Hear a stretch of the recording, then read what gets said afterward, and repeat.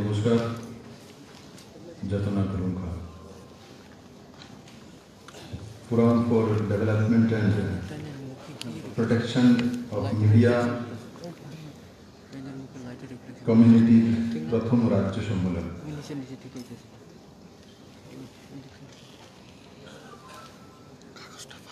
আর যে মহান ব্যক্তিত্বের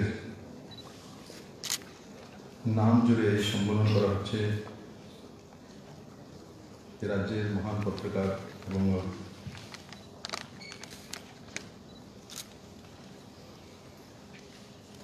যশস্বী ব্যক্তিত্ব ছিলেন স্বর্গীয় ভূপেন দত্ত ভৌমিক মহোদয়ের নামে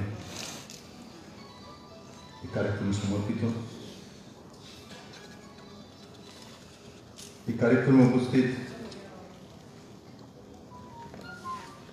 চেয়ারম্যান ভূপেন দত্ত ভৌমিক ট্রাস্টের আদরণীয় সঞ্জয় পাল মহোদয়,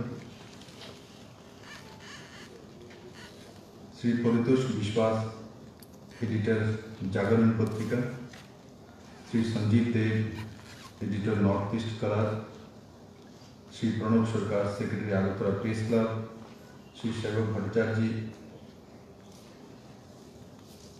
বিশিষ্ট সাংবাদিক এবং owner of Vanguard channel, Shri Jayanta Bhattacharya, bureau chief PTI, Shri Dipak Barak, hawker newspaper society, Shri Jamal Uddin, Kailashahar press club president, উপস্থিত রাজ্যের প্রত্যেকটি প্রান্ত থেকে আসা আমার সাংবাদিক বন্ধুরা, মিডিয়া হাউসের ওনারগণ এবং অন্যান্য ভাই বোনেরা,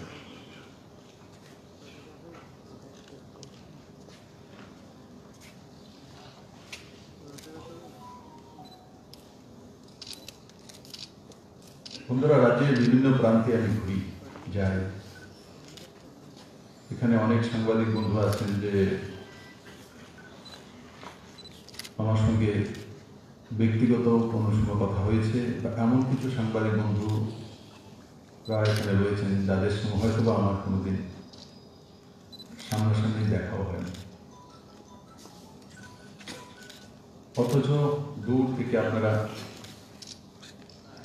সেগুলো কাভারেজ করে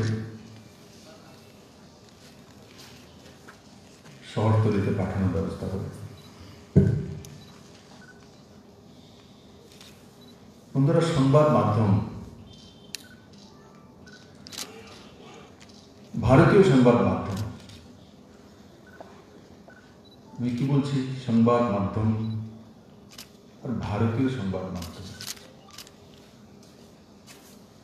ভারতীয় সংবাদ মাধ্যমের যদি প্রেক্ষাপটে আমি যাই, কি দেখব,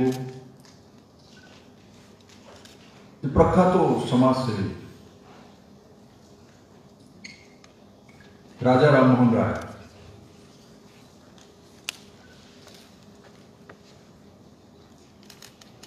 সমাজ সংস্কারক,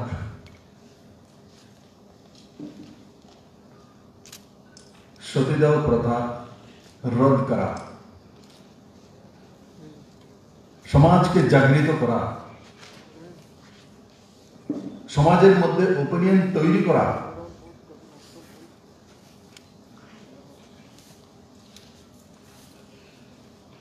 তার জন্য পত্রিকা বের করা। কবে? 1821 সালে বাংলা উইকলি পেপার সংবাদ কৌমুদি।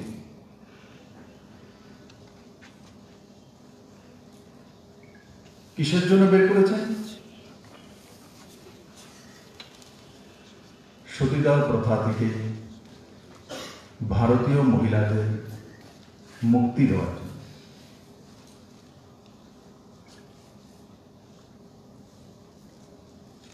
1822 সালে ফরাসি পত্রিকা উনি বের করেছে, তার নাম কি ছিল? मीरा कपूर, সাংবাদিক আজিমউদ্দিন খান 1857 সালে 8 ফেব্রুয়ারি পেয়ামে আজাদি দিল্লি থেকে পত্রিকা বের করেছে। আমি তাদের নাম কোনো বলছি, সেই পত্রিকার নাম কোনো বলছি। প্রথমে আমি বলেছি भारतीय संबाद माध्यम और संबाद माध्यम। भारतीय संबाद माध्यमेर शुरुआत राष्ट्रवाद, राष्ट्रचिंतन, समाज सेवा तार उपरे ভিত করে তৈরি হওয়া।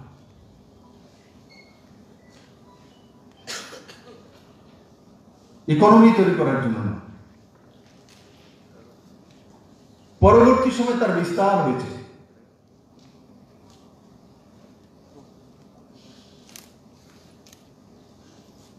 আমার সৌভাগ্য হয়েছে প্রভাস যোশীর মতো সাংবাদিককে সামনে থেকে দেখার জন্য বা কথা বলার দিল্লিতে,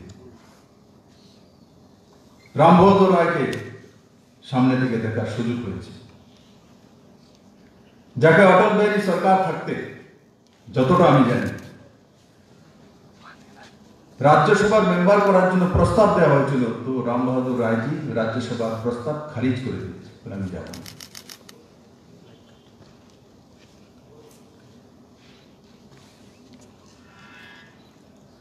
এখানে মঞ্চে এবং সামনে যারা আছেন ওনারা সবাই প্রভাস যোশীকে জানি। নিষ্পাপ নিষ্কলঙ্ক চরিত্র।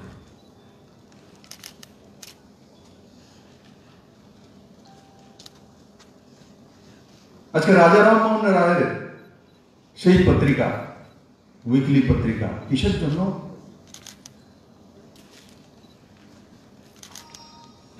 মহিলা সশক্তিকরণের জন্য। আজকে গিয়ে সেই রাস্তাতে মাননীয় দেশের প্রিয় প্রধানমন্ত্রী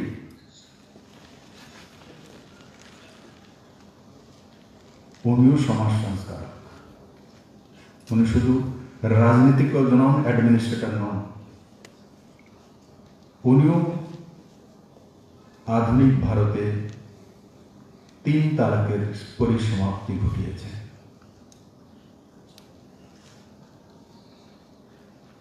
রাস্তা কোথা থেকে এসছে? রাস্তা রাজা রামমোহন এর কাছ থেকে এসছে। আমাদের দেশের সাংবাদিকরা সমাজ সংস্কারক হয়।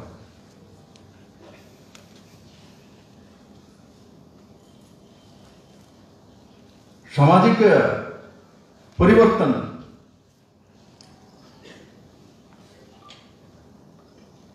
সমাজের মধ্যে সচেতনতা ও সুষ্ঠু সমাজ ব্যবস্থা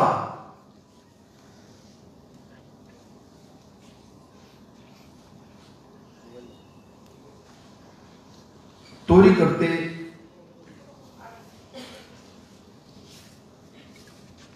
সাহায্য করা তাদের মূল পদ্ধতি।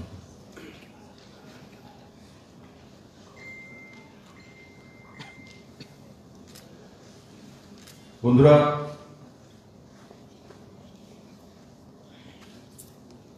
আজকে ভারতবর্ষের সমাজ ব্যবস্থার পরিবর্তন হচ্ছে।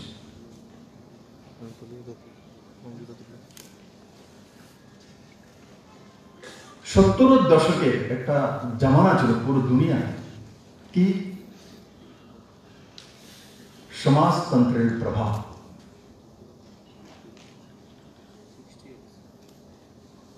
তা থেকে সংবাদ মাধ্যমও মুক্তি পায়নি, যেমন রাজনীতির মধ্যে এসেছিল, সংবাদ মাধ্যমের মধ্যে এসেছিল।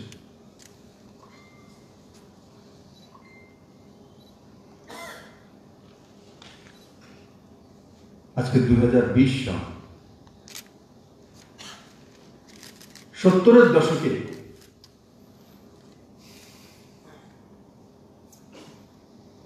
যে সমাজতন্ত্রের যে প্রভাব, কমিউনিজমের যে প্রভাব সমস্ত ক্ষেত্রে,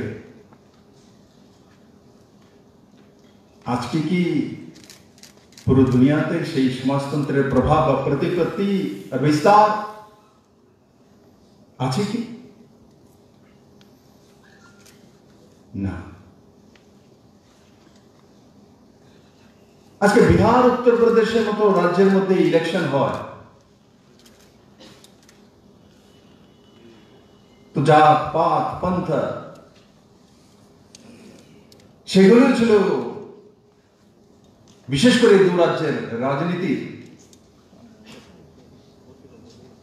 রণকৌশল ভোট ব্যাংক। নরেন্দ্র ভাই মোদী সেগুলো সমাপ্ত করে দিয়েছে। এবারে বিহারের ইলেকশন আমাদের কাছে খুব ভালো লেগেছে, ভারতবাসীর কাছে। সত্তা পক্ষ আর বিপক্ষ দোনোই কি ইস্যু করেছে? ডেভেলপমেন্ট, রোজগার।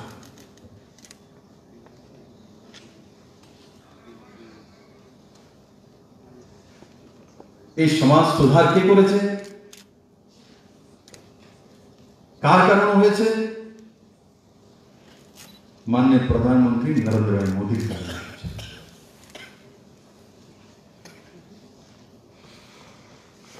উনি এক নতুন রাস্তা তৈরি করছেন,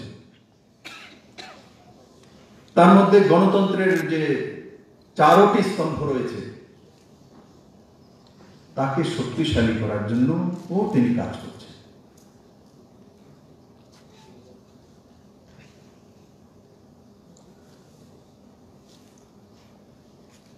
আজকে আদালতের রায়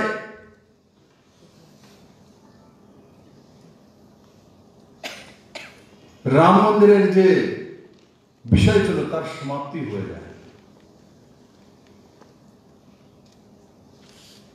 বহুকাল যাবৎ দুই সম্প্রদায়ের মধ্যে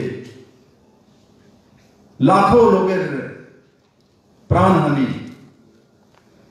দাঙ্গা, আন্দোলন, কেউ কি কোনদিন ভেবেছিল যে সুপ্রিম কোর্টের রায়ের মাধ্যমে তার সমাধান হয়ে যাবে? এক বন্ধু রক্তক্ষয় নয়, একটি আন্দোলন নয়, পুরো ভারতবর্ষে সেটা মেনে নিয়েছে। 130 কোটি ভারতবর্ষ।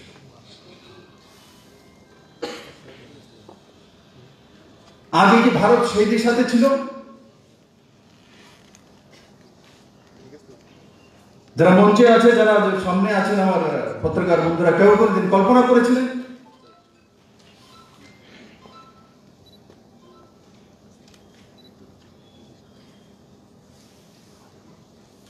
আজকে ভারতীয়ত্ব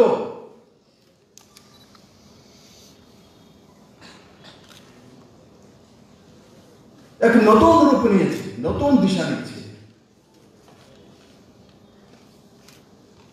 আমি সুপ্রিম কোর্টের কথা কেন বললাম? সেটাও একটা স্তম্ভ। সংবাদপত্রের বন্ধুগণ একটা স্তম্ভ। আমরা যেখানে কাজ করি সেটাও একটা স্তম্ভ। সবগুলো এক নতুন দিশায় যাচ্ছে।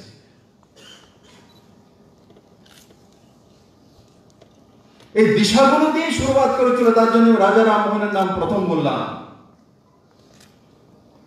মাঝখানে 70-এর দশকে আমরা সমাজতন্ত্র আর কমিউনিজমে চলে গিয়েছিলাম, তার প্রভাব প্রত্যেক ব্যক্তির মধ্যে এমন হয়ে গেছিল। আমি ইন্টেলেকচুয়াল তখনই হতে পারবো বা আমাকে পরিগণিত করা হবে যখন আমি কোন কমিউনিস্টের ফোরামে গিয়ে দাঁড়াবো। পুরো দুনিয়া। কিন্তু আজকে ও যেই জায়গা থেকে রাজা রামমোহন রায়রা শুরু করেছিল, ঠিক সেই জায়গায় ভারত দাঁড়িয়ে গেছে। প্রত্যেকটা সাথে ভারতীয় সাংবাদিকতা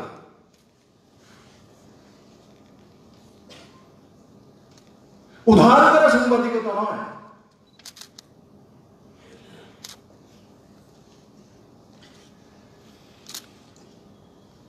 যারা সাংবাদিকতা শুরু করেছিল বা নিউজ পেপার সাপ্তাহিক হোক দৈনিক শুরু করেছিল, একবার ইতিহাস তুলে ধরুন কি কারণে করেছে।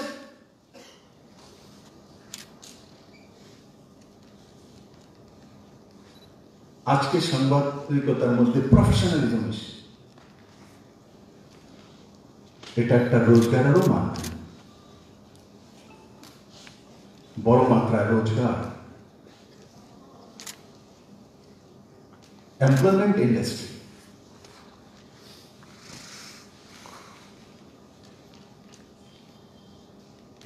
তো তার মধ্যে পারদর্শিতা আনা, প্রফেশনালিজম আনা। আমি তো আমার সামনে যত সংবাদপত্রের বন্ধুরা বা বোনেরা আছেন, আমি আপনাদেরকে উপদেশ দেব না, কিন্তু আমি বলবো স্বনির্ভর হওয়ার জন্য মাননীয় প্রধানমন্ত্রী যে নারা দিয়েছেন সেটাতে আপনিও কাজ করুন। কেমন কাজ? আমি জানি যারা ডিস্ট্রিক্টে বা মহকুমাতে বা ছোট ছোট গ্রামের মধ্যে থেকে আসে, আমাদের মিডিয়া হাউসগুলি এমন শক্তিশালী নয় যে তাদেরকে 10,000 টাকা করে মাসে দিতে পারে। ও তো সামান্য কিছু একটা দেওয়া, তার পরিবার পালতে কোথা থেকে করবে?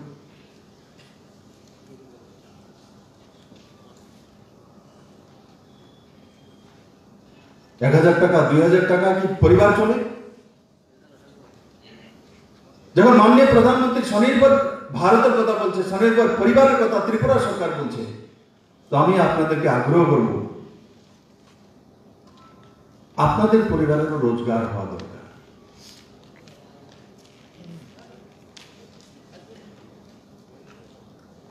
কমসে কম পরিবারের ডাল ভাত আর ছেলে মেয়ের এডুকেশনের ব্যবস্থা তো হওয়া দরকার। আপনার ছেলে মেয়ে এডুকেশন পেলে রাজ্যের এবং রাষ্ট্রের কল্যাণ হবে। আপাত দৃষ্টিতে মনে হয় আমার ছেলেকে ডাক্তার তৈরি করছি, আসলে কি আপনি আপনার ছেলেকে ডাক্তার তৈরি করছেন? ভারত মাতার এক সন্তানকে ডাক্তার তৈরি করছেন। যখন ত্রিপুরার কোন হসপিটালে চিকিৎসা করবে, শুধু আপনারই করবে, আপনার পরিবারের করবে, পুরো ত্রিপুরাবাসী করবে।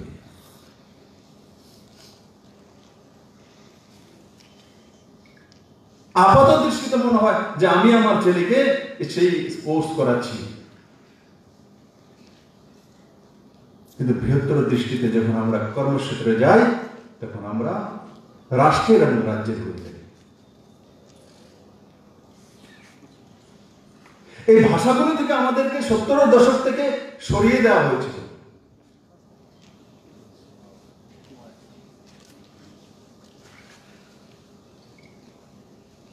সমস্ত কিছুই আন্দোলনের ফল।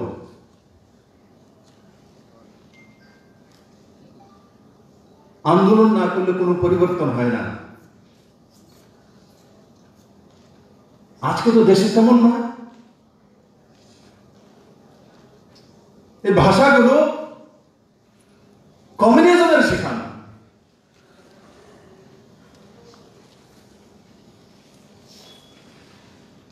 কিষাণ সম্মান নীতির জন্য কোন কৃষককে তো আন্দোলন করতে হয়নি যখন কিষাণ সম্মান নীতি মাননীয় প্রধানমন্ত্রী লাগু করেছিলেন।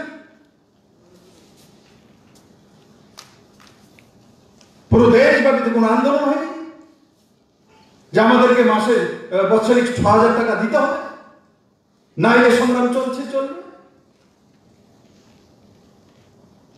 ভারতবর্ষের কোন প্রান্তে কোন ব্যক্তি দেখেছে কোনদিন?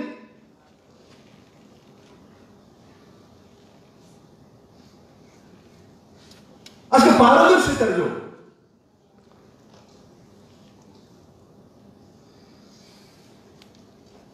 সেই যুগের আবিষ্কার করেছেন মাননীয় প্রধানমন্ত্রী নরেন্দ্র ভাই মোদী।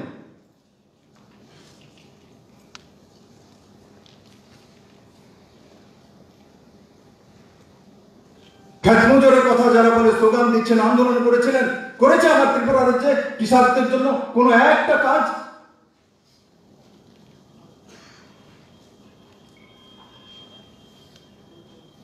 আপনারা তো পত্রকারিতা রয়েছেন, বলুন তো আমাকে, মঞ্চে যারা আছেন বা সামনে আছেন, এফসি এর মাধ্যমে প্রকিউরমেন্ট, এমএসপি এইসব লাগু করেছে।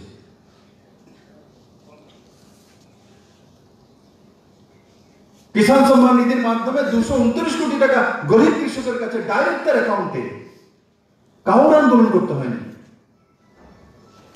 এফসি এর মাধ্যমে প্রকল্পন 86 কোটি টাকা সিধা কৃষকদের অ্যাকাউন্টে। এগুলো বাজেটের অতিরিক্ত টাকা কেন্দ্র স্কিমে। 80% কৃষকের ফসল বীমা রাজ্য এবং কেন্দ্র সরকার দ্বারা। ভারতবর্ষের মধ্যে হাইয়েস্ট ফসল বীমা ত্রিপুরা রাজ্যে। সোয়েল হেলথ কার্ড, বর্গাদারের জন্য 50,000 বর্গাদারের জন্য কেসিসি লোন 7% ইন্টারেস্টে, টাইমে দিলে 4% ইন্টারেস্ট। বর্গাদাররা লোন পেতেন না, কারণ বর্গাদারের কাছে জমির মালিকানার কাগজ নেই।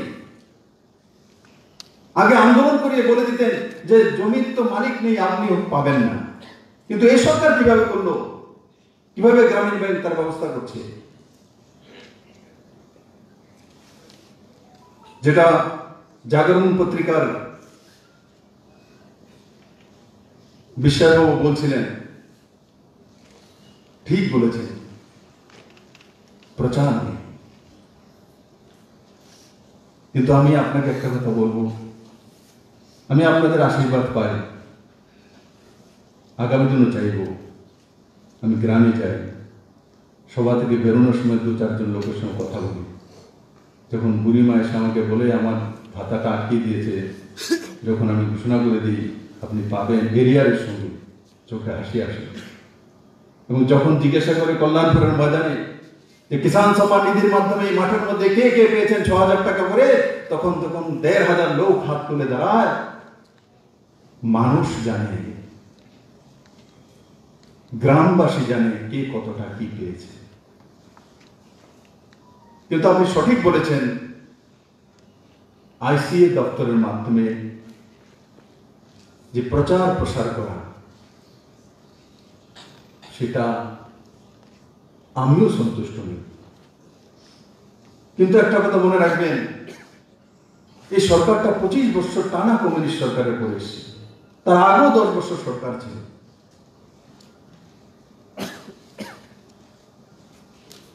কাজ না করার মানসিকতা তৈরি করে দেওয়া।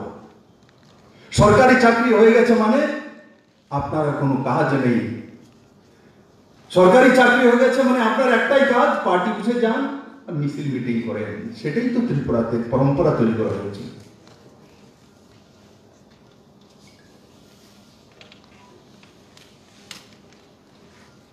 আজকে সেখান থেকে ত্রিপুরা মানুষ বেরোচ্ছে, তো সরকারি দপ্তরগুলো ধীরে ধীরে বেরোচ্ছে। সরকারি দপ্তরগুলো ত্রিপুরার স্বভাবের বাইরে নয়। ওখানে দপ্তরে যারা কাজ করেন এই সমাজের লোক, পুলিশে যারা কাজ করেন এই সমাজের লোক, পত্রকারিতা যারা করেন এরাও এই সমাজের লোক, ত্রিপুরারই লোক। জানে অনজানে প্রত্যেকের মধ্যে তার প্রভাব ছিল। আজকে যদি নরেন্দ্র মোদীর নেতৃত্বে জনমুখী সরকার চলছে, তার প্রভাব যদি বিহারের রাজনীতির মধ্যে হতে পারে, বিহারের সমাজ ব্যবস্থার মধ্যে হতে পারে, লালু প্রসাদের ছেলের মধ্যে হতে পারে, তাহলে এখানে 40 বছর 35-40 বছর কমিউনিস্টের সরকার ছিল, তার প্রভাব কি আমাদের উপর পড়বে না? আমি কিছুটা বেঁচে গেছি, 17 বছর এখানে ছিলাম না, উপরওয়ালা মুঝে বাঁচা, না হলে আমার মধ্যে সেই প্রভাব পড়ত। ত্রিপুরেশ্বরী মায়ের কৃপায় আমি বেঁচে গেছি। আর তার জন্য যখন মোদির রাস্তাগুলো তৈরি করতে যাই, তখন তার মধ্যে বাধা হয়ে দাঁড়ায়। কারণ কি, এরা তো সবাই কমিউনিস্টের দ্বারা প্রভাবিত। কিন্তু আজকে নজওয়ান মোদিকে বুঝে গেছে। আজকে নজওয়ান বুঝে গেছে। আজকে নজওয়ান আমাকে কমেন্টস করবে যে আমি আনারসের খেতে লাগিয়েছি, আপনি দেখে যান, আমি গ্রাজুয়েট,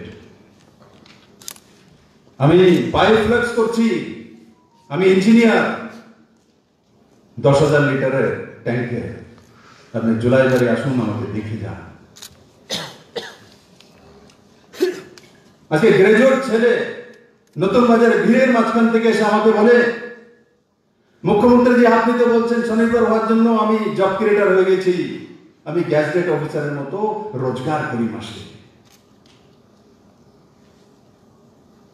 আগরতলার এক নজওয়ান এমফিল করা ব্যক্তি, নজওয়ান ছেলে আমাকে কমেন্টস করে যে আগরতলা শহরে কই মাছের দাম কমে গেছে, 800 টাকা কিলো ছিল, এবার 250 টাকা পর্যন্ত এসছে।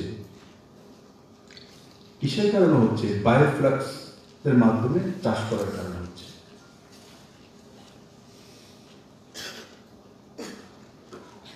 ইয়াদ করুন, প্রথম মুখ্যমন্ত্রী হওয়ার পর যখন আমি বলেছিলাম আমরা সবাই মিলে কাজ করি, যার যত যোগ্যতা আছে আমরা রাখবো, যখন তার দরকার হবে নিয়ে নেব, যখন ইন্টারভিউ আসবো দেব, যোগ্যতা থাকবে তো সেখানে চলে যাব, কিন্তু ঘরে বসে থাকবো না, কিছু কাজ করব। তার জন্য বলেছিলাম যে পশুপালন করব, হাঁস মুরগি পালবো। তখন বলছে দেখো কি কর, বিএ পাস করলো আর মুরগা পালতো। কারা বলেছিল? কমিউনিস্টের মানসিকতা বলছিল। কারণ তাদের তো কাজ ছিল, নজওয়ান হয়ে গেছে, তাদের তো ছেলে মেয়ে হওয়ার পরে খবর নেই কবে বড় হবে, ভোটার কবে হবে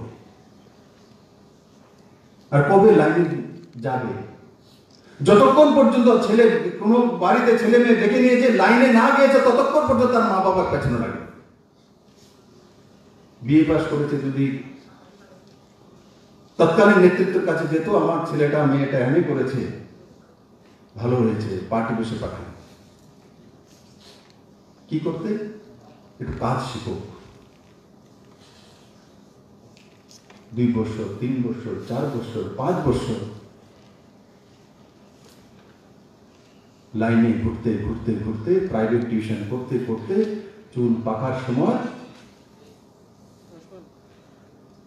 এসে একখানা ফিক্সের চাকরি, তাও সুপ্রিম কোর্টের আদেশে চলে যায়। শুধু এগুলো না, আজকে সঞ্জয় বাবু যে বলছেন এই সরকার তার ব্যবস্থা করে দিয়েছে, আমি বারবার তাদেরকে বলছি মানুষ সব দেখে কোথা থেকে খাওয়া আসে, কে কথা বলে, তার নেতৃত্বে চলে। এই সরকার এডুকেশন এবং ম্যান পাওয়ার দপ্তরে 9000 চাকরি অ্যাডভার্টাইজমেন্ট করে দিয়েছে। গ্রুপ ডি এর জন্য আপনি যদি 2 কলম না লিখতে পারেন,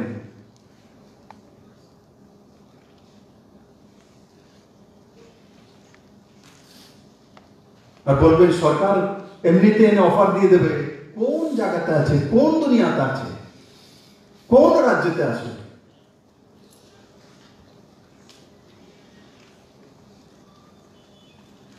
একবার চাকরি দিয়েছে শিক্ষা মানে আবার চাকরি দেওয়ার ব্যবস্থা, আবার আমাকেও জেলে পাঠানোর ব্যবস্থা।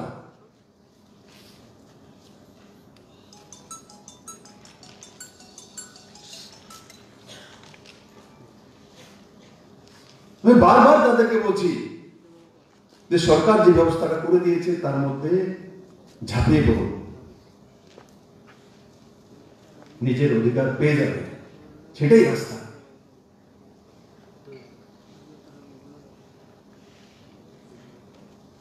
আজকের নজওয়ান টেটের মাধ্যমে পরীক্ষা দিয়ে তাকে যেতে হবে, আর আপনাদেরকে মেলার মাঠ থেকে খাদ্য দেয়, তার জন্য আপনাদেরকে বিপ্লবদেরকে ফ্রি দিতে হবে। কোথায় আছে, কোন জায়গায় লেখা আছে? আপনাদের পত্রিকা বলুন তো, কোন লতে আছে?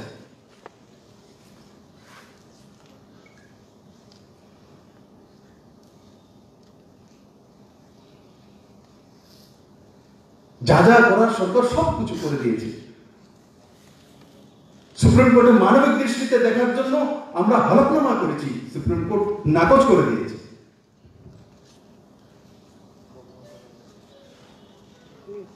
তাই বন্ধুরা, ওই যেটিতে না গিয়ে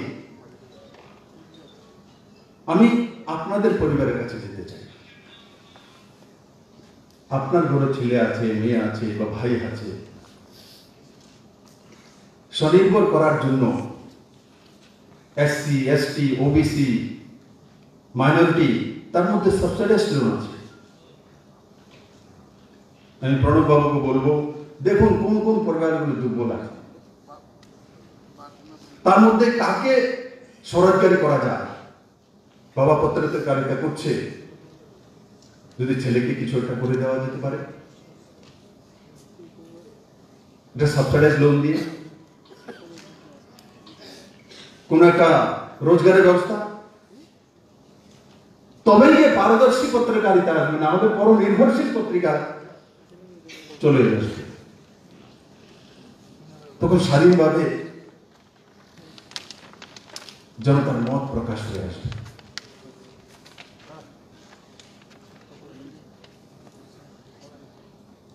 তার জন্য প্রত্যেকটা পরিবারের লিস্ট আছে আপনাদের কাছে। দেখুন কার কত মাসিক ইনকাম,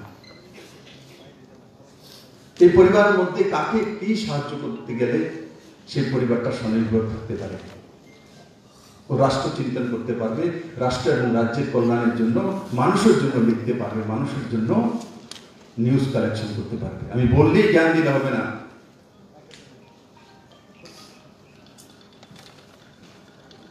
যাতে কারোর দ্বারা প্রভাবিত না হতে পারে। তবেই হবে যখন নিজের পরিবারটা স্বনির্ভর হয়ে যাবে।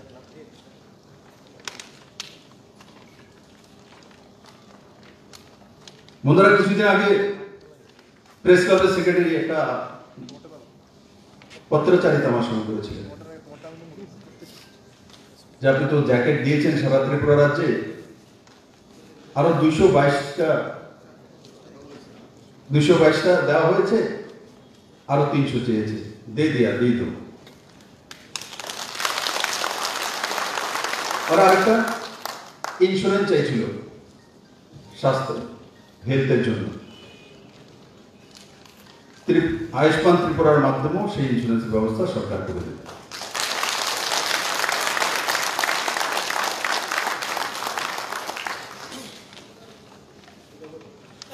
আমি দিচ্ছি না, এই হাততালি ত্রিপুরাবাসীর জন্য দিয়ে, এই ত্রিপুরাবাসীর ট্যাক্সের পয়সা, বাজেটের পয়সা, আপনারাও ত্রিপুরাবাসী। তার জন্য আমি চাইছি এই হাততালিটা আগামীবার যখন 1 বছর পরে আবার এই সেমিনার হবে, তো প্রত্যেকটা সংবাদপত্রের সঙ্গে যারা জড়িত রয়েছে ওনারা যাতে স্বনির্ভর হয়ে যায় আমার পরিবার। তো স্বনির্ভর সাংবাদিকতা আসবে।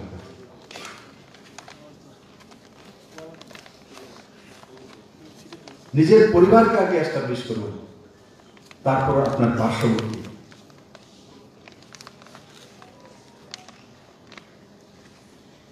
সরকার তো স্বনির্ভর পরিবারের জন্য যোজনা লাগু করেছে।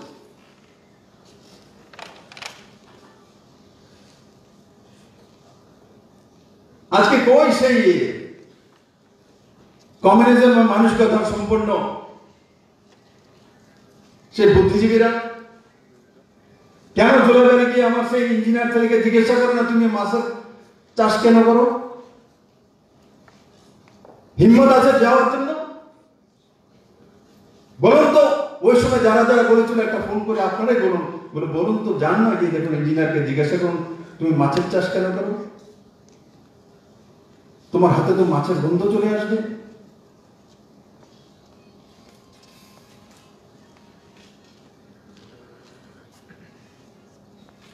ইলিশ মাছ খেতে ভালো লাগে, কিন্তু হাতে ধরা যাবে না,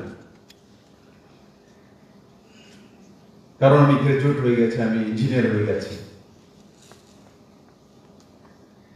এগুলো করে ত্রিপুরার নজওয়ানদেরকে সরকার নির্ভরশীল মানসিকতা তৈরি করা, পার্টি নির্ভরশীল মানসিকতা তৈরি করা, সেই দিকে ত্রিপুরার নজওয়ানদেরকে ফেলে দেওয়া হচ্ছে।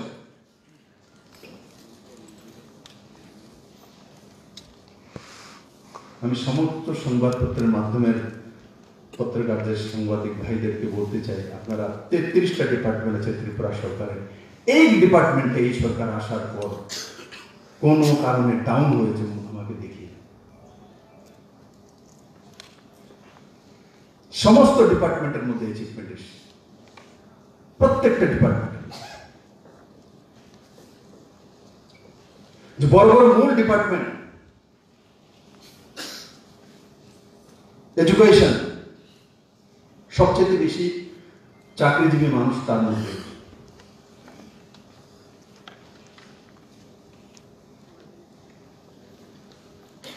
আমূল পরিবর্তন এসেছে। কেউ কোনোদিন কল্পনা করেছে ত্রিপুরাতে সরকারি স্কুল সিবিএসই সিলেবাস একসঙ্গে 20টা হবে?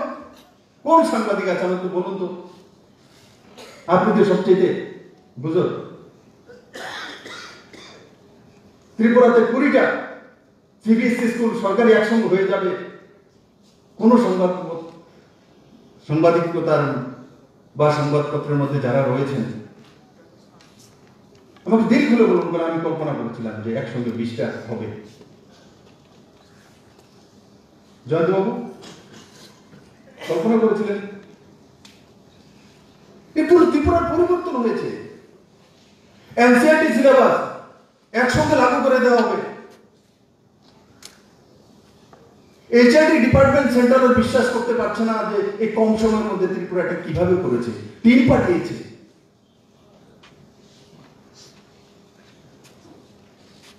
কতগুলো নতুন ইংলিশ মিডিয়াম স্কুল। আরে শিক্ষাই তো জাতির মেরুদণ্ড, সেটাকে যদি না ঠিক করি,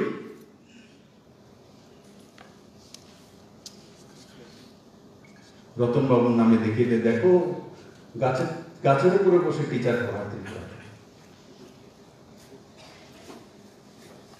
এতে ত্রিপুরার লোকসান হয়নি, সাপে বর হয়েছে, লাভ হয়েছে।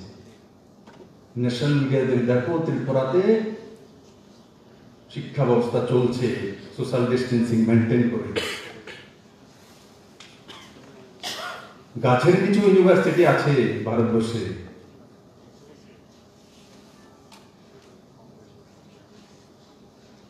গাছের নিচে পড়লে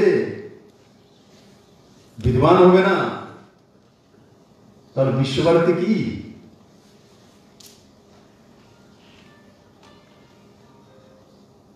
এগুলো করে ত্রিপুরার শিক্ষা ব্যবস্থাকে বদনাম করার চেষ্টা করা হচ্ছে।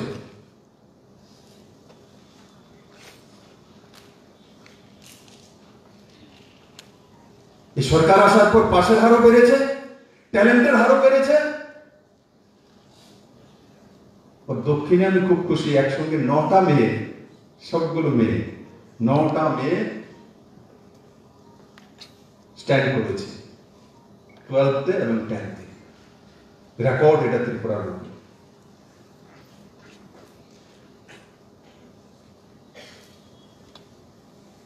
পিডব্লিউডি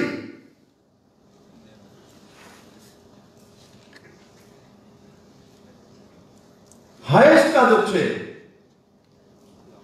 যে গ্রামের রাস্তাগুলো খারাপ হয়ে আছে সেগুলো পুরনো সরকারের সময়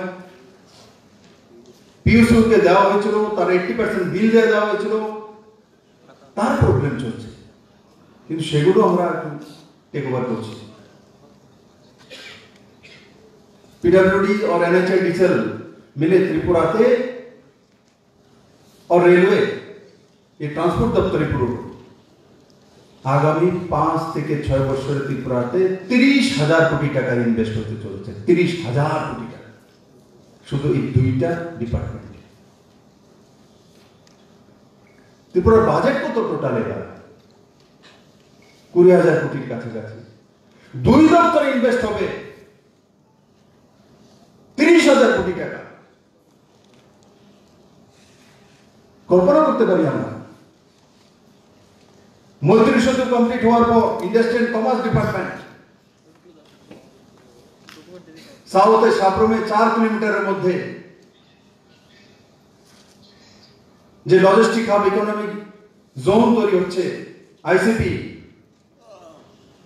তার মাধ্যমে আগামী 3 থেকে 4 বছরের মধ্যে তার 20 থেকে 25 কিলোমিটারের মধ্যে 2 লাখ লোকের রোজগার হবে। সাউথের জন্য কেঁদেছে অনেক, বড় বড় নেতাও বেরিয়েছে।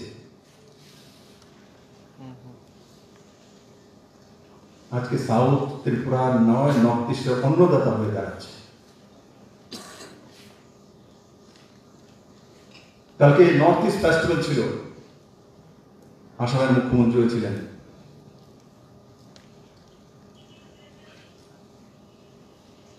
আমি সর্বানন্দ সোনালজিকে তুলে ধরেছি মুখ্যমন্ত্রী মহোদয়, ট্রান্সপোর্টেশন তো আপনার আসামে ফেরি নদী দিয়েই করতে হবে, কারণ কি আপনার কাছ থেকে হলদিয়ার দূরত্ব 1141 কিলোমিটার, আর সাব্রুম থেকে গুয়াহাটির দূরত্ব কত? 650 কিলোমিটার। আধা ট্রান্সপোর্টেশন কস্ট কম হয়ে যাবে। তো কেন নর্থ ইস্টের রাজ্যগুলো এখান দিয়ে করবে না?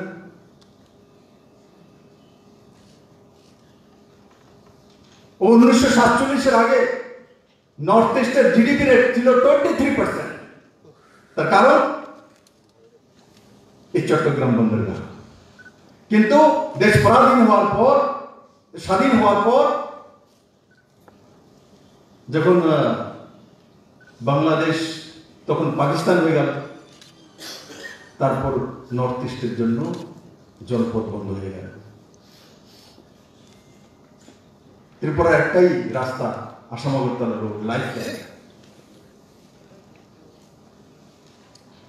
আজকে নরেন্দ্র ভাই মোদী এবং বাংলাদেশের বর্তমান প্রধানমন্ত্রী শেখ হাসিনা মহোদয়ের কারণে এসপি স্বাক্ষরিত হয়ে গেছে।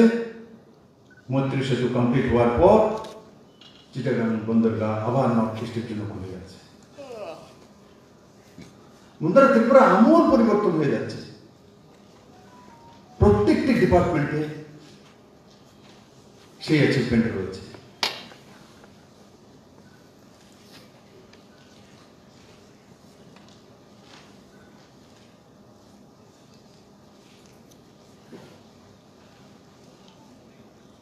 हेल्थ हो, सोशल जस्टिस एम्पावरमेंट हो,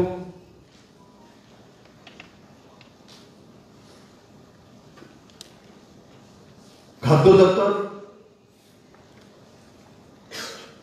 ভারতবর্ষের মধ্যে 3 রাজ্য ইপিডিএস সিস্টেমের মাধ্যমে রেশন পৌঁছাতে পারে। 3 রাজ্যের মধ্যে ত্রিপুরা রয়েছে। এগ্রিকালচার ছোট রাজ্যগুলির মধ্যে প্রথম, পুরো ভারতবর্ষের মধ্যে 2019-এর যে সার্ভে রয়েছে, ত্রিপুরা 3য় স্থানে রয়েছে এগ্রিকালচার গুলোতে। পার ক্যাপিটা ইনকাম 2017 পর্যন্ত 1,04,444 পার ক্যাপিটা ইনকাম। এখন ত্রিপুরার মানুষের পার ক্যাপিটা ইনকাম কত? 1,23,500 কাছাকাছি, মানে 23% গ্রোথ। 23%। কিন্তু তখন আবার আমার জাগরণ পত্রিকার যে বিশ্বাসবাবু বলছিলেন যে তার প্রচার নেই। আমি তো আজকে বলবো, আপনারও তো আছেন, আপনারও তো প্রচার করুন।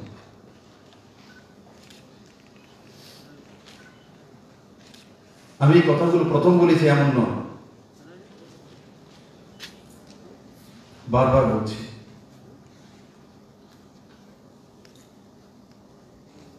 বিভ্রান্ত করে আমি রাজনীতি করি না, কারণ সেই ভাষা নরেন্দ্র ভাই মোদী শেখায় না।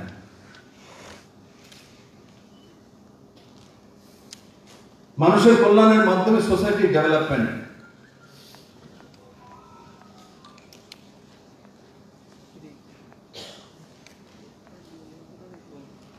সমাজ পরিবর্তনের মাধ্যমে সত্তা পরিবর্তন,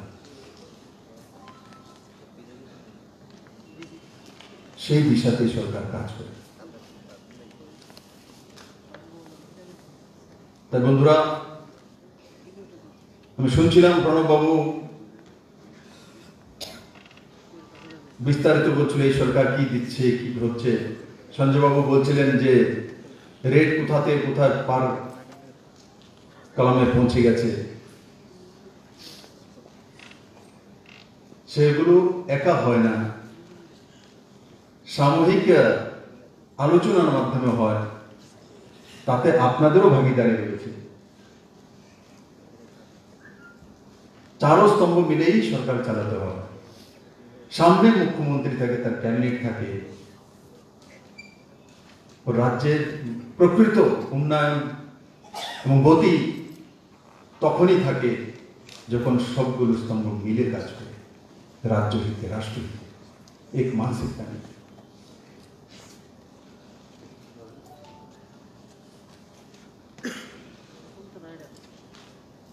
আমি আশা করি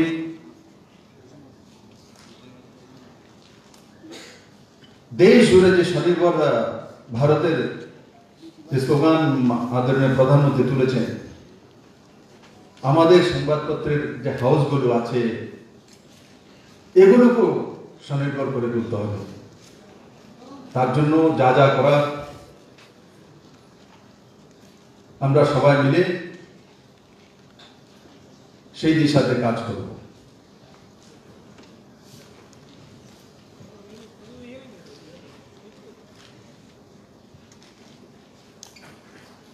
বন্ধুরা,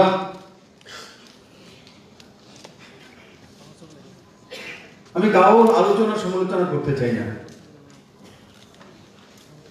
কিন্তু আপনাদের কাছ থেকে আমি একটা জিনিস চাইব, আপনাদের ক্যামেরা আর আপনাদের কলমে যাতে আমার সুন্দর ত্রিপুরা উঠে আসে, মডেল ত্রিপুরা আমার,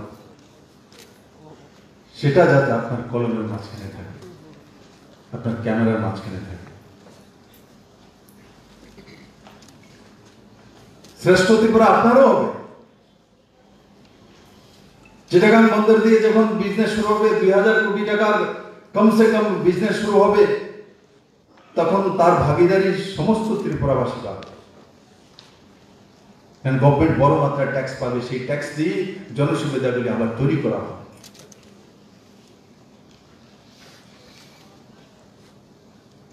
তাই বন্ধুরা, নর্থ ইস্টকে নিয়ে মাননীয় প্রধানমন্ত্রী যে স্বপ্ন দেখেছেন, ট্যুরিজমে ডেভেলপমেন্ট করা, ত্রিপুরাকে হীরা বানানো, হীরা প্লাস করে দেওয়া, আর নর্থ ইস্টের রাজ্যগুলোর নতুন নতুন পেহচান তৈরি করা,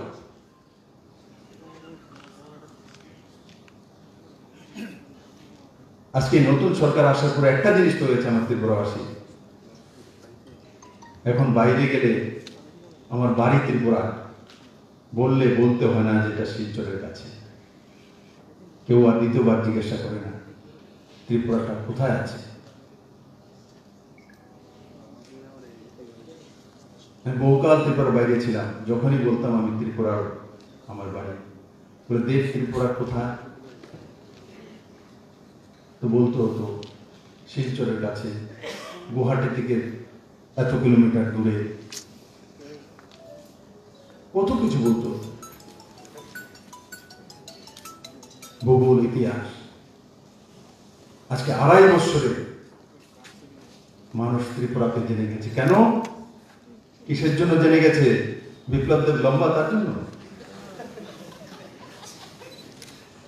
তার জন্য না বন্ধু, কুইন পাইনাপেলের জন্য চিনে গেছে। এই কুইন পাইনাপেল আগেও ছিল, আজকে কুইন পাইনাপেলের জন্য ত্রিপুরাকে চিনে গেছে। রাষ্ট্রপতির কাছেও চলে গেছে, প্রধানমন্ত্রীর কাছেও চলে গেছে, দুবাইয়ের বাজারে চলে গেছে। আজকে সেন্টেড লেবুর জন্য, এলাচি লেবুর জন্য আমেরিকান বিজনেসম্যানরা ত্রিপুরাকে চিনে গেছে। আজকে বাস্করেলের বিস্কিটের জন্য পুরো দুনিয়া ত্রিপুরাকে চিনে গেছে। এই বাস্করল আমাদের জনজাতিদের প্রধান খাদ্য, দুনিয়া জেনে গেছে। আজকে বাঁশের বোতলের জন্য ত্রিপুরাকে চিনে গেছে। দুবাইয়ের বাজারে ত্রিপুরার বাঁশের বোতল 2,500 টাকা বিক্রি হয়। 2,500 টাকা। পুঁজি কত? একটা বাড়ি বাঁশের দাম কত? কোন মূল্যে বাঁশের দাম 150 টাকা, আর একটা বোতল এতটা 1.5 ফিট, তার দাম কত? 2,500 টাকা দুবাইয়ের বাজারে, ইন্ডিয়ান কারেন্সি। আমি ওইদিন একটা ইন্ডাস্ট্রি মেলা হবে, মিটিং চলছিল, ত্রিপুরার সমস্ত বিজনেসম্যানরা এসেছিল। আমি তাদেরকে বলছি, আপনাদের সামনে বিজনেস দেখছেন না? বাঁশের বোতলের 100 কোটি টাকার বিজনেস আছে রেডিমেড। 150 টাকা মাত্র একটা বাড়ি বাঁশ। 15 ফুট 16 ফুট লম্বা হয় একটা বাড়ি বাঁশ মিনিমাম। 5 ফুট যদি ছেড়েও দিই তো একটা বাঁশের দাম 20,000 টাকা 22,000 টাকা দিয়ে পড়ে। তার মধ্যে যদি আমার 10,000 টাকা ফিনিশিং এ চলেও যায় তবুও এক বাঁশের দাম 10,000 টাকা দাঁড়ায়। এর চেয়ে বিজনেস আর কি হতে পারে? ত্রিপুরার পেহচান 9 লেন রোড দিয়ে হবে না, কারণ কেউ অলরেডি দিল্লি জয়পুর হয়ে গেছে।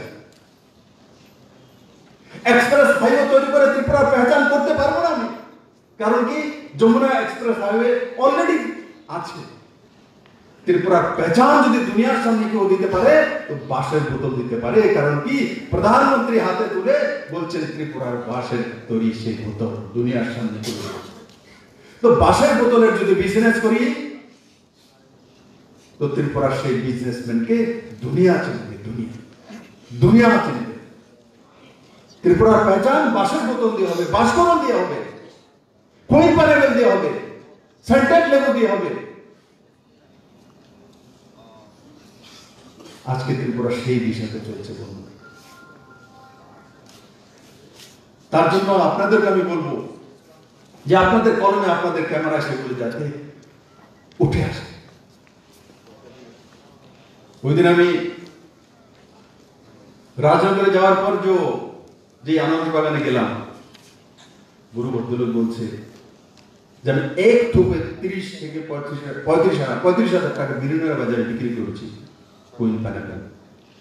আপনি বলার পরে আমার ছেলে গ্রাজুয়েট ছেলে আরো 2000 গাছ লাগিয়েছে, ওটা একটু দেখুন না স্যার, কত উৎসাহ তার মধ্যে। আগে 16 কানি ছিল স্যার, এখন 20 কানি করেছি, 22 কানি হয়ে গেছে। আপনি আমি যাচ্ছিলাম, স্যার দেখুন না ওই জায়গাটা একটু দেখুন, কত উৎসাহ তার মধ্যে। তারপরে আমি বললাম আপনার এখানে কত করে বিক্রি হয়? বলে ছোটতে ছোট আনারস 10 থেকে 15 টাকা, আর আমি 70 থেকে 90 টাকা পর্যন্ত এক আনারস বিক্রি করেছি। আগে কত করতেন? বলে 50 পয়সা, 1 টাকা 2 টাকা, তার উপর হোলসেল। আজকে ত্রিপুরা সেই জায়গায় দাঁড়িয়ে গেছে। নরেন্দ্র মোদী বলেছে 2022-এর মধ্যে ডাবলিং ইনকাম লাগবে, কিন্তু এই সরকার 2022 এখনো আসেনি। আমাদের এগ্রিকালচার গ্রোথ 2017-তে 6.4% ছিল, এই সরকার 2 বছরের মধ্যে এগ্রিকালচার গ্রোথ 13.5% করে দিয়েছে, মানে ডাবলের চেয়ে বেশি করে দিয়েছে। এখনো 2022 বাকি রয়েছে।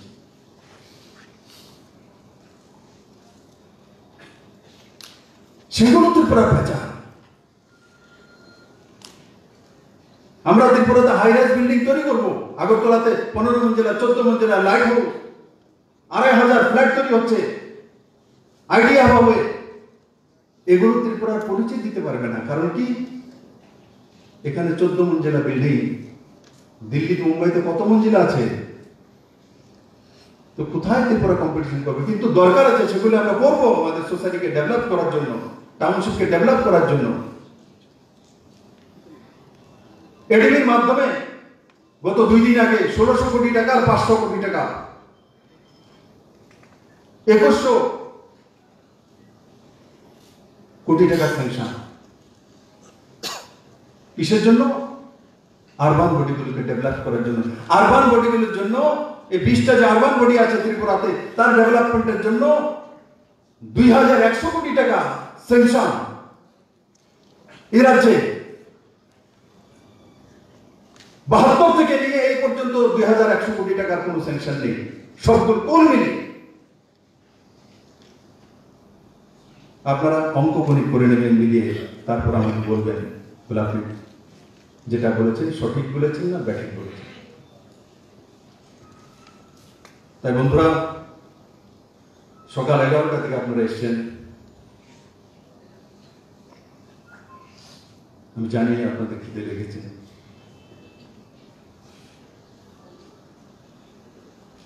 কিন্তু পত্রকারিতা এমন এক জুনুন হওয়া উচিত, আপনাদের মধ্যে আছেও,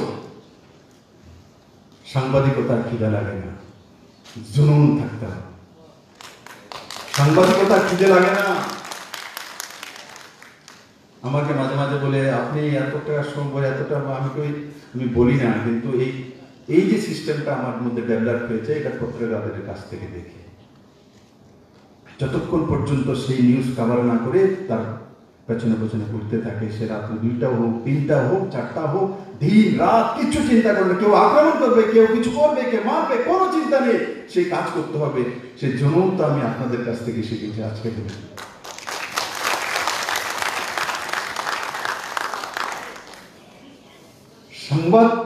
সাংবাদিকের খিদে লাগে এমন নয়, তাদের মধ্যে একটা জুনুন নিয়ে এই মাধ্যমে আসে, সংবাদের একটা জুনুন নিয়ে আসে। এটা আপনাদের কাছ থেকে আমি শিখেছি। যখন আমি জুনুন নিয়ে ভাগি কাজের পেছনে, যে রাত্রে 3টা হলে কাজ করব,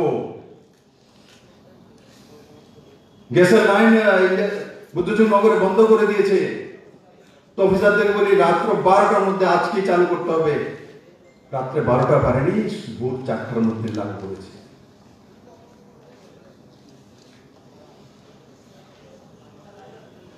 এই ভাষাগুলো অনেকের ভালো লাগে না, কারণ কি এগুলো তো বিনা আন্দোলন হচ্ছে। যদি আন্দোলনই না থাকে তো অনেকের তো রোজি রোজগার পুরো নৌকা ডুবছে, জাহাজ শুদ্ধ ডুবছে। কারণ আগে রোজগারই ছিল আন্দোলনের নামে এই রোজগারের ব্যবস্থা, এখন আর ত্রিপুরাতে আন্দোলনের নামে রোজগারের ব্যবস্থার পথ বন্ধ হয়ে যাচ্ছে। এখন কাজ করতে হবে, স্বনির্ভর হতে হবে। তার জন্য আপনাদেরকে আমি বলছি যে আপনাদের পরিবারকে স্বনির্ভর করুন। আমার কাছ থেকে আমি সাহায্য সহায়তা সরকারের তরফ থেকে কিভাবে করতে পারি, সবাই বসে প্রত্যেকটা পরিবারকে, আমি বলি না আপনাদেরকে একদিনে লাখপতি কোটিপতি করে দেব, কিন্তু বাজেটের মধ্যে থেকে কিভাবে আপনাদের পরিবারকে স্বনির্ভর করা যেতে পারে তার রাস্তা নিশ্চিত আমি তৈরি করব। আমি আপনাদের কমিটিকে বলবো সেই বিষয় নিয়ে আমার সঙ্গে আলোচনা।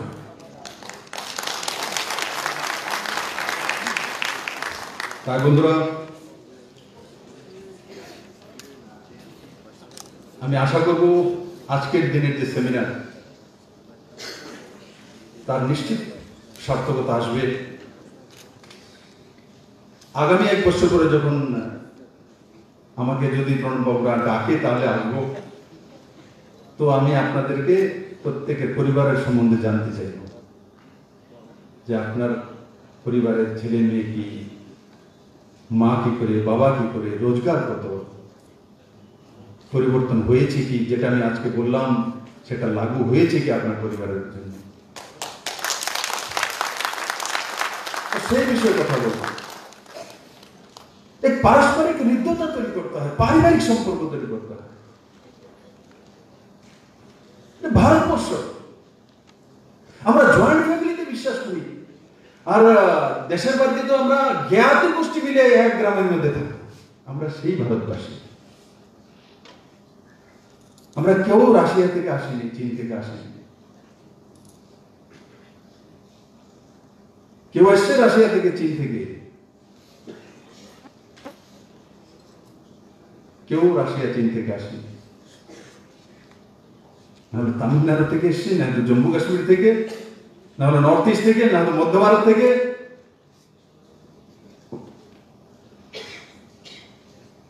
তার বাইরে থেকে আমরা আসি। তাই আমাদের সোচ, আমাদের ভাবনা, আমাদের মানসিকতা সেটা হচ্ছে ভারতীয়ত্ব। আর যে আত্মীয়তা, পুরো দুনিয়াতে কোন রাষ্ট্রের কাছে যদি আত্মীয়তা আছে, একমাত্র ভারতের কাছে আছে, ভারত উপমহাদেশের কাছে আছে। ভারত টুকরো হয়েছে, তার জন্য এক পার্ট পাকিস্তানে চলে গেছে, এক পার্ট শ্রীলঙ্কাতে চলে গেছে, এক পার্ট বাংলাদেশে চলে গেছে, এক পার্ট বার্মাতে চলে গেছে, কিন্তু পুরো ভারতীয় যে উপমহাদেশ আছে দেখবেন একমাত্র আত্মীয়তা, অতিথি দেব ভব মানসিকতা, মানুষকে নারায়ণ রূপে দেখার মানসিকতা, গাছকে পুজো করার, পাথরকে পুজো করার মানসিকতা, কঙ্করের মধ্যে শিব রয়েছে তার মানসিকতা ইউরোপে নেই, রাশিয়ায় নেই, চীনে নেই। তার জন্য 70-এর দশকের যে মানসিকতা এসেছিল, সেটাই আমাদের ভারতীয়দের সবচেয়ে বেশি লোকসান করেছে। কিন্তু অটলজির নেতৃত্বে যখন কিষাণমুখী সরকার এসছে আর মাননীয় প্রধানমন্ত্রীদের নেতৃত্বে 2014-তে নিরঙ্কুশ সংখ্যাগরিষ্ঠ সরকার এসছে, তখন সেই গান্ধীর সেই গ্রাম স্বরাজের যে পরিকল্পনা ছিল, সেই পরিকল্পনা বাস্তবায়িত হয়েছে। স্বচ্ছ ভারত বাস্তবায়িত হয়েছে, মহিলা সশক্তিকরণ বাস্তবায়িত হয়েছে, ইকোনমি বাস্তবায়িত হয়েছে, স্বরোজগার বাস্তবায়িত হয়েছে, সেলফ ইকোনমি বাস্তবায়িত হয়েছে। আজকে ভারত এক নতুন দিশায় চলছে। আমি আশা করি আমার সমস্ত সংবাদ মাধ্যম এবং সাংবাদিকরা যারা রয়েছেন, যারা এই মঞ্চে নেই, আমি তাদেরকেও বলবো, আমি আপনাদেরও মুখ্যমন্ত্রী, আমি 37 লক্ষ ত্রিপুরাবাসীর মুখ্যমন্ত্রী। যারা এখানে আসেননি, আমি তাদেরকেও নিবেদন করব, আমি যা যা বলেছি শুধু এই রুমে যারা রয়েছেন তারাই পাবে এমন না, যারা আসেননি তারাও পাবে, তারাও ত্রিপুরার সাংবাদিক হবে। কারণ আমি যে জায়গায় বসে আছি সেই জায়গাতে এক জায়গা তেল দেবো, এক জায়গায় জল দেবো, সেটা রাজধর্ম হবে না। সাংবাদিক তো এরাও ত্রিপুরা, আমি ওনাদেরকে শ্রদ্ধা করি। কোনো না কোনো সময় সবাই মিলে আমরা কাজ করেছি। এই ত্রিপুরা একলা মুক্ত হয়নি, ভ্রষ্টাচার মুক্তিকে নিয়ে, সংবাদ মাধ্যম থেকে নিয়ে, বিজনেসম্যানকে নিয়ে, আম জনতা, সর্বোপরি মাননীয় প্রধানমন্ত্রী অমিত ভাই শাহ, এই সবাই মিলে ত্রিপুরার মুক্তি করিয়েছি। সেই মুক্তির ভাবদার আমরা সবাই, আমি একলা নই, আমি একটা রাজনৈতিক পার্টির নেতৃত্ব করতাম, তার জন্য সামনে আমাকে রাখা হয়েছে।